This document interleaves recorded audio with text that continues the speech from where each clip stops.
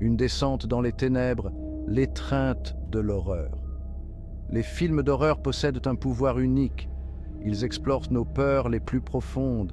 Ils nous confrontent à l'inconnu. Ils sondent les ténèbres qui résident en nous et dans le monde qui nous entoure. Ce voyage à travers le cinéma d'horreur explorera son évolution. Des ombres silencieuses des années 1920 aux chefs-d'œuvre contemporains, nous serons témoins de la puissance durable de ce genre. L'horreur reflète les angoisses de son époque. Elle agit comme un miroir des peurs sociétales. Les premiers films exploitaient les peurs primitives de l'inconnu. Les films ultérieurs reflétaient les angoisses liées à la technologie, à la guerre et aux bouleversements sociaux. Tout au long de l'histoire, les films d'horreur ont servi d'exutoire cathartique à nos angoisses collectives. La beauté de l'horreur réside dans sa polyvalence.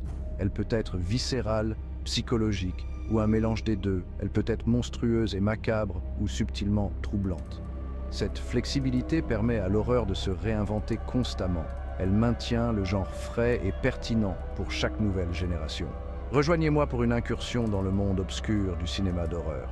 Nous retracerons ses racines, célébrerons ses icônes et témoignerons de sa capacité durable à effrayer, à faire frissonner et à provoquer.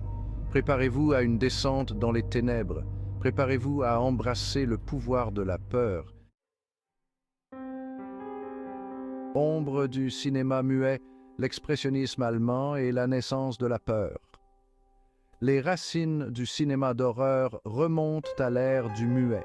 L'expressionnisme allemand, un mouvement cinématographique des années 1920, a eu un impact profond sur le genre. Caractérisé par des décors déformés, des contrastes saisissants d'ombre et de lumière et des performances exagérées, l'expressionnisme allemand a créé un monde de malaise et de tourments psychologiques. Il a puisé dans les angoisses d'une société aux prises avec les séquelles de la Première Guerre mondiale. L'un des films les plus marquants de cette époque est de F.W. Murnau, sorti en 1922. Cette adaptation non autorisée du de Bram Stoker a présenté au monde l'image terrifiante du comte Orlok. Un personnage maigre et sombre, aux yeux perçants et aux mains griffues, a établi la norme pour les films de vampires à venir. Autre film marquant Beck de Robert Vini, sorti en 1920. Ce film raconte l'histoire d'un hypnotiseur sinistre qui contrôle un somnambule pour commettre des meurtres. Ses décors déformés, ses ombres peintes et sa narration tortueuse ont créé une atmosphère cauchemardesque qui reflétait le tumulte psychologique des personnages et de l'époque. Ces premiers films d'horreur peuvent sembler désuets aujourd'hui. Cependant, leur influence sur le genre est indéniable. Ils ont établi nombre des tropes visuelles et thématiques qui allaient définir le cinéma d'horreur. Ils ont prouvé que l'horreur pouvait être plus que de simples sensations fortes. Elle pouvait être une puissante forme d'expression artistique. Des monstres parmi nous, le règne d'Universal et les icônes de l'horreur. Les années 1930 ont vu l'avènement des monstres d'horreur emblématiques qui continuent de captiver le public aujourd'hui. Les studios Universal ont mené la charge, donnant vie à des créatures littéraires classiques sur le grand écran. Ces films exploitèrent les peurs universelles de l'inconnu, du monstrueux et de l'autre. Ils reflétaient également les angoisses liées au progrès scientifique et à ses conséquences potentielles. Sorti en 1931, avec Bela Lugosi dans le rôle du comte charismatique mais mortel, a fait du vampire une icône culturelle. La performance effrayante de Lugosi et l'atmosphère gothique du film ont créé un modèle pour les films de vampires qui est toujours d'actualité aujourd'hui. La même année, Universal sort, réalisé par James Whale. L'interprétation de Boris Karloff de la créature incomprise, ramenée à la vie par un scientifique imprudent, est devenue synonyme du personnage. Le succès de E a engendré une série de suites et de films dérivés. Lon Chaney Jr. a endossé le rôle du loup-garou en 1941, ajoutant un autre monstre classique à la liste d'Universal. Ces films ont consolidé la domination du studio dans le genre de l'horreur.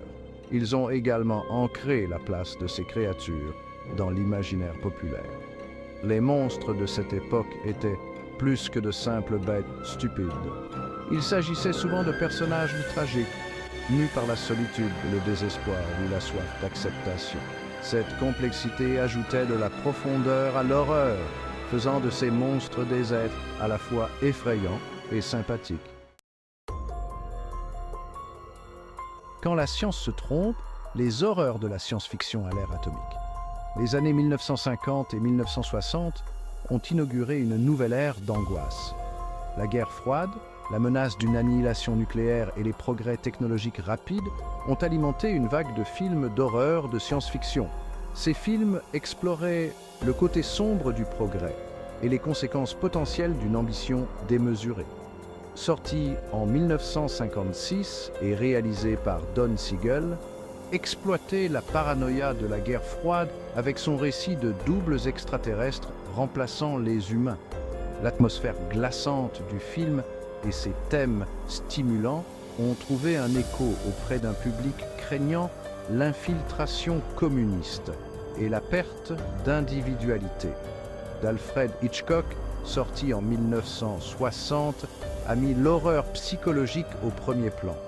La violence choquante du film, l'emblématique scène de la douche et la performance effrayante d'Anthony Perkins dans le rôle du dérangé Norman Bates ont marqué le genre de manière indélébile. Hitchcock a magistralement construit le suspense et exploré les abysses de la psyché humaine. Ces films reflétaient un malaise croissant face au monde et à la place de l'humanité en son sein. Ils servaient de contes moraux sur les dangers de l'orgueil scientifique et la fragilité de l'esprit humain.